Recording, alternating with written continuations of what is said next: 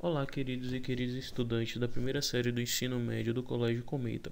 Aqui quem fala é o professor Max, da disciplina de Química, e hoje eu farei a correção de algumas questões referente à atividade passada no PCD número 07. A primeira questão selecionada é a questão da página 612, questão de número 6. Sabe-se hoje que os átomos são constituídos por prótons, nêutrons e elétrons, ou seja, reconhece-se a existência de partículas subatômicas. Além disso, o que caracteriza os elementos químicos é o número de prótons. Diante dessa informação, que postulados de Dalton não são mais válidos atualmente? Então, tendo em vista que no próprio enunciado da questão diz que os átomos são constituídos por partículas subatômicas, que são elas prótons, nêutrons e elétrons, os postulados de Dalton que não são mais válidos são os seguintes: o que refere que a matéria é constituída por pequenas esferas maciças indivisíveis chamadas de átomos.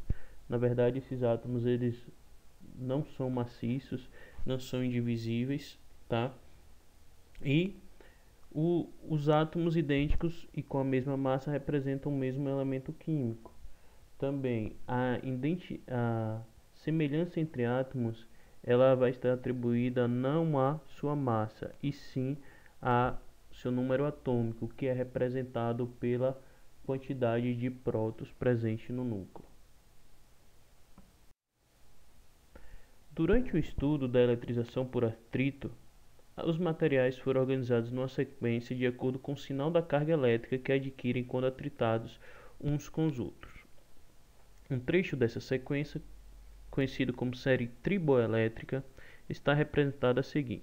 Então perceba que essa série ela dá a ordem da carga que um dos materiais adquire ao ser atritado o outro. Por exemplo, a pele é que adquire, dentro dessa série, a carga mais positiva.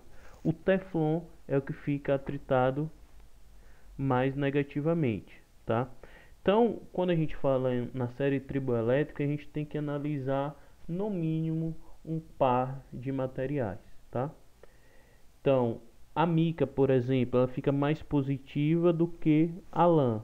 Entretanto, ela é mais negativa do que o vidro. Então, observe aí as setinhas que estão indicando os sentidos, tá?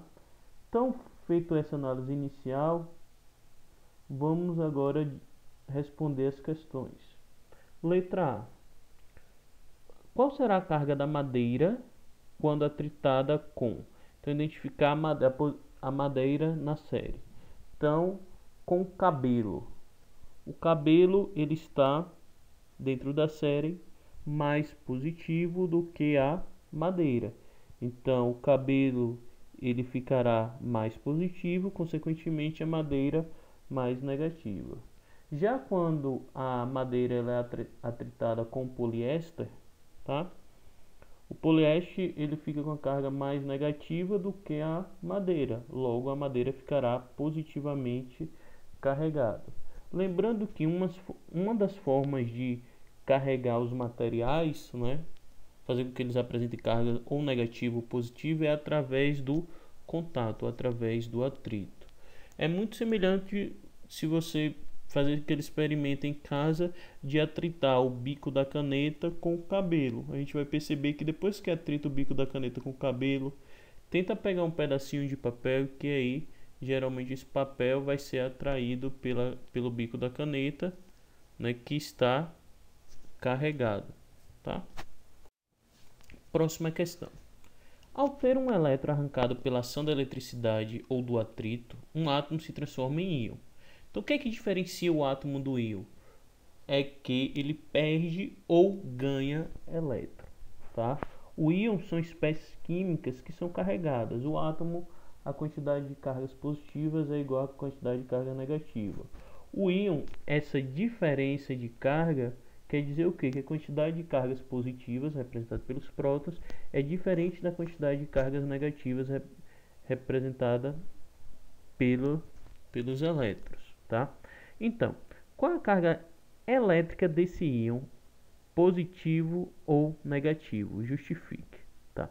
Então, Se a espécie, né, química na formação do íon teve um elétron arrancado, se ela teve um elétron arrancado, tá?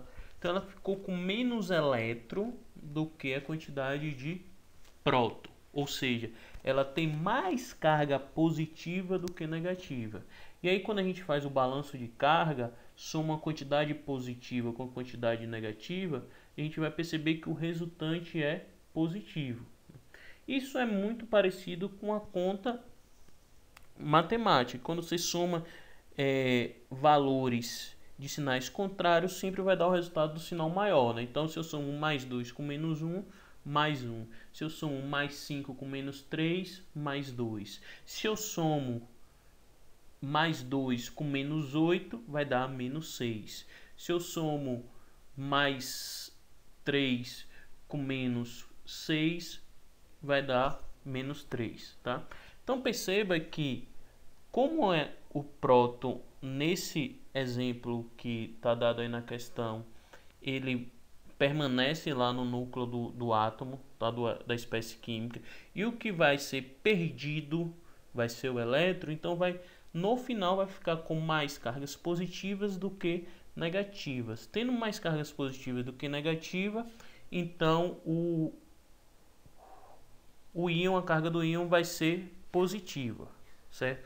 Por quê? Porque os átomos são neutros e a perda de uma partícula negativa resulta em um déficit de elétrons no átomo, que se torna positivamente carregado. E a próxima questão, da página 620. Como, em seus experimentos, Rutherford pôde concluir que a maior parte do átomo é vazia? Então, Rutherford fez, relembrando no experimento de Rutherford fez os testes, né, utilizando uma espécie química bastante radioativa, que era o polônio, né? O polônio era responsável por emitir partículas alfa. Essas partículas alfas entravam em contato com uma lâmina de ouro, tá? E a partir do comportamento da trajetória dessas partículas alfa, Rutherford tirou suas conclusões, né, sobre o modelo do átomo. Então, em seus experimentos, Rutherford observou que, ao bombardear uma lâmina de ouro com partículas alfa, um pequeno número das partículas sofreu desvios muito acentuados. Assim, ele pôde concluir que a carga positiva e a massa do átomo estariam concentradas em uma região muito pequena, que foi chamada de núcleo atômico. Lembrando que as partículas alfas elas se repeliam em contato com outras partículas positivas. Por quê? Porque a natureza elétrica das partículas alfa é positiva, tá? Então, por isso que ele pôde observar e fazer essa relação.